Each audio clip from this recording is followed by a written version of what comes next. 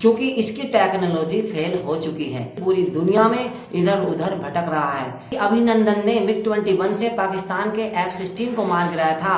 ताकत थी तो अभिनंदन के जिगरे की। आज हमें 3G और 4G पसंद नहीं है क्योंकि आज टाइम है 5G का। लेकिन हमारी भारतीय सरकार और मीडिया ने तेजस का एक ऐसा हुआ सा बना दिया कि भैया तेजस तेजस तेजस, जैसा कि तेजस फाइटर जेट के सहारे भारत पूरी दुनिया पर अपनी हुकूमत कर लेगा। लेकिन हम आपको बता दें कि आज के टाइम में तेजस एक फेल प्रोजेक्ट है।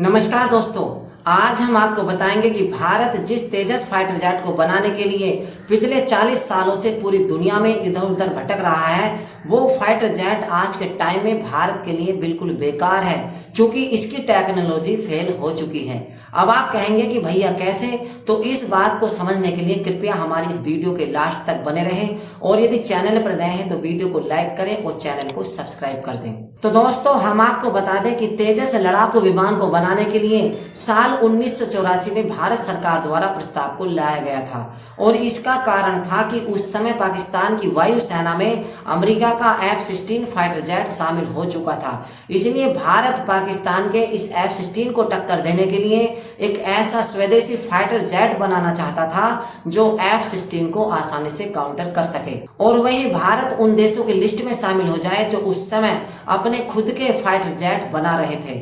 और तब इसके लिए चुना गया एक लाइट कॉम्बैक्ट एयरक्राफ्ट जिसका नाम रखा गया तेजस। लेकिन हम आपको बता दें कि आज भारत को तेजस लड़ाकू विमान बनाने का कोई भी फायदा नहीं है। अब आप कहेंगे कैसे, तो इस बात को थोड़ा समझने की कोशिश करें।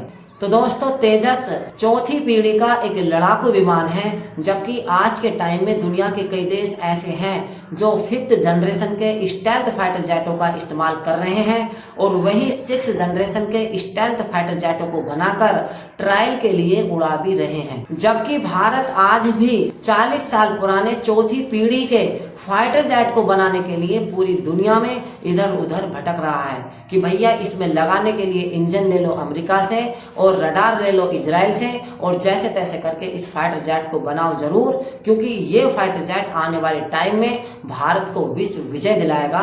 तो ऐसा बिल्कुल भी नहीं है। लेकिन यदि आपसे कोई पूछे कि आज के टाइम में भारत का पूरी दुनिया में सबसे पक्का दुश्मन कौन है, तो आप निश्चित ही जवाब देंगे कि चीन। लेकिन आज के टाइम में चीन के पास 5th जनरेशन के स्टेल्थ फाइटर जेट J-31 और J-35 मौजूद है और वहीं उसने 6th जनरेशन के stealth fighter jet white imperial को उड़ाकर अमेरिका और भारत सहित पूरी दुनिया को सदमे में डाल दिया है। ऐसे में यदि भारत का चीन के साथ युद्ध होता है तो क्या भारत तेजस फाइटर जेट के बलबूते चीन को टक्कर दे देगा?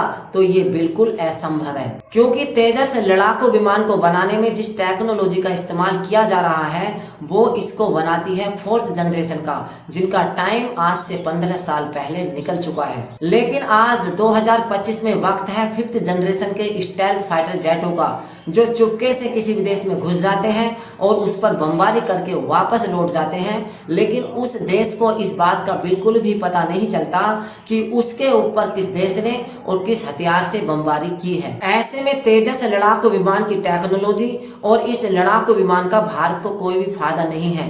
हाँ, फायदा हो सकता था यदि भारत के दुश्मनों के पास आज के टाइम में 5th जनरेशन के स्टेल्थ फाइटर जेट नहीं होते। और फायदा कैसे नहीं है, इस बात को आप बहुत ही आसानी से इस तरह से समझ सकते हैं। जैसा कि आज हमें 3G और 4G पसंद नहीं है क्योंकि आज टाइम है 5G का। ठीक इसी तरह से भारत ने तेजस फाइटर जेट को बनाने का सपना 1984 में देखा था, जो आज से 40 साल पुराना है। लेकिन इस सपने को यदि हम आज 40 साल बाद पूरा करना चाहते हैं तो इसका भारत को कोई भी फायदा नहीं होने वाला, क्योंकि पिछले 40 सालों में टेक्नोलॉजी में जमीन और आसमान का अंतर हो चुका है।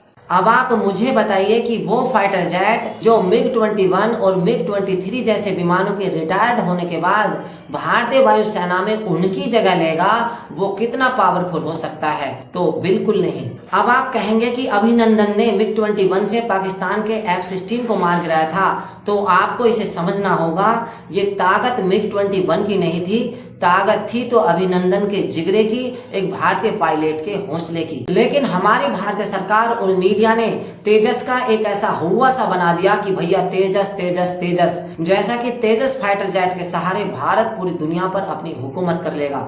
लेकिन हम आपको बता दें कि आज के टाइम में तेजस एक फेल प्रोजेक्ट है, क्योंकि आज हमारे दुश्मनों के पास 5th जनरेशन के स्टेल्थ फाइटर जेट आ चुके हैं, जिन्हें किसी रडार पर पकड़ना असंभव होता है। और इस बात को हमारी वायुसेना के air chief marshal AP Singh भी कह चुके हैं कि जो टेक्नोलॉजी डिले हो गई तो समझ लीजिए कि वो फिर डिले हो ही जाती है। हालांकि भारत भी एक 5th जनरेशन का स्टेल्थ फाइटर जेट AMCA को बना रहा है, लेकिन उसके बनने की गति भी काफी स्लो है और ऐसा लगता है कि जब तक हमारा AMCA बनकर तैयार होगा तब तक चीन की वायुसेना में 6th जनरेशन के स्टेल्थ फाइटर जेट शामिल हो चुके होंगे। इसलिए यदि भारत चीनी वायुसेना से भारतीय वायुसेना की बराबरी करना चाहता है तो भारत को भी अमेरिका या रूस से 5th जनरेशन के स्टेल्थ फाइटर जेटों को खरीदकर अपनी वायुसेना में शामिल करना होगा, भले ही चाहे उनकी संख्या कम क्यों ना हो, क्योंकि अमेरिका और रूस के फाइटर जेट चीन के फाइटर जेटों की तुलना में कई गुना स्टेल्थ हैं। हालांकि अमेरिका के राष्ट्रपति डोनाल्ड ट्रंप ने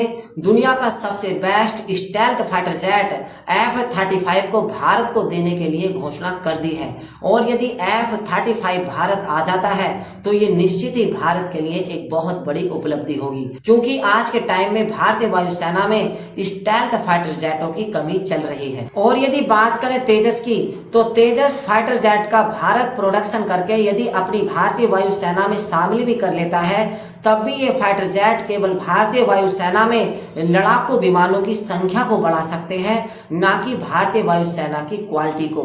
और यदि भारतीय वायुसेना की क्वालिटी को बढ़ाना है तो हमें भारतीय वायुसेना में 5th जनरेशन के स्टेल्थ फाइटर जेटों को शामिल करना ही होगा। तो दोस्तों, यदि आपको हमारी ये जानकारी अच्छी लगी तो प्लीज चैनल को सब्सक्राइब करें और बेल आइकन को प्रेस करें, क्योंकि ऐसी जानकारी हम आपके लिए आगे भी लाते रहेंगे।